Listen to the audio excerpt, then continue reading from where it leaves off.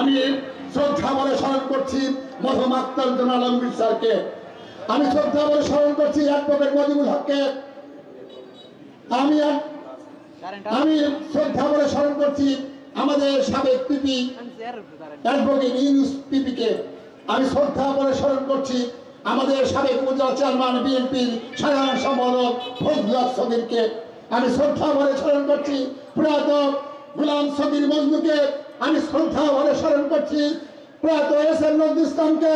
আমি শ্রদ্ধা বলে স্মরণ করছি আমার সঙ্গে 5টি বছর একসঙ্গে জামাতে নামাজ পড়েছি, একসঙ্গে যদি একটি মুরগি রান্না করতো যে নেতা আমাকে না নিয়ে খেত না, কর্নেল খালেদ সাহেবকে। আমি শ্রদ্ধা বলে স্মরণ করছি আমার হাতে তৈরি একসঙ্গে ছাত্র দল করেছে, বিএনপি নেতৃত্ব দিয়েছে, জুলুম নির্যাতন করেছে বিএনপি নেতারা, মানসিক ভাবে কষ্ট দিয়ে তাকে নিহত করেছে, যার জীবন দিয়েছে চিন্তায় চাপে সেই নেতা তারিকুজ্জামান টিটুকে। আমি শ্রদ্ধা বলে স্মরণ করছি আমার সঙ্গে অনেক যারা যে নেত্রী কাজ করেছে আখতারুজ্জামান আলমগীরের কন্যা রিমা জামানকে। আমি শ্রদ্ধা বলে স্মরণ করছি শ্রমিক রাজনীতির অন্যতম নেতা গোলাম হায়দার হাদিকে। আমি শ্রদ্ধা বলে স্মরণ করছি যুবদলের নেতা আমাদের বড় ভাই জাকির হোসেন সগীরকে।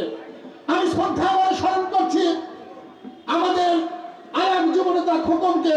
আমি শ্রদ্ধা বলে স্মরণ করছি আমাদের ড্যাফোডিল জুয়েলকে, রাজপথের নেতা।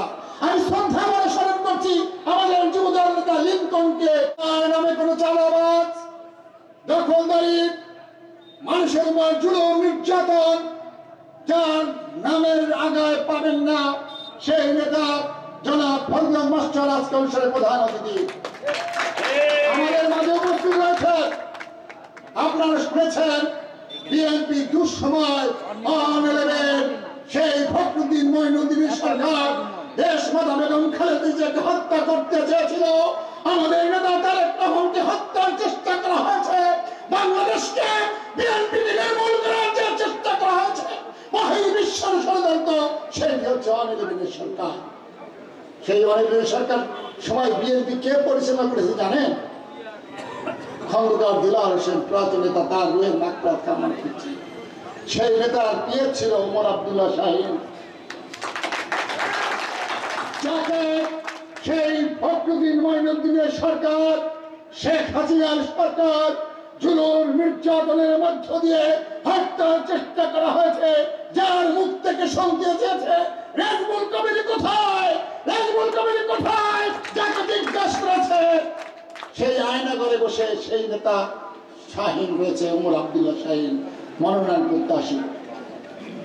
আমিও মনোনয়ন প্রত্যাশী। প্রিয় বন্ধুরা, আজকের এই জনসভা আপনাদের কি বলবো? এটা কি বিএনপির জনসভা?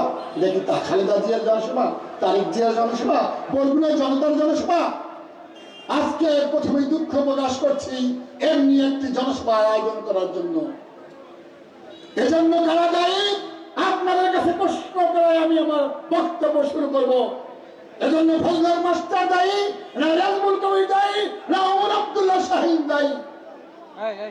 আপনাদের কাছে প্রশ্ন আসবে, বিএনপি সভা তো এমন করার কথা নয়। এখানে কিন্তু বিএনপি নেতা কর্মী দেশ দেখবেন না, কারণ সমস্যা করবেন না।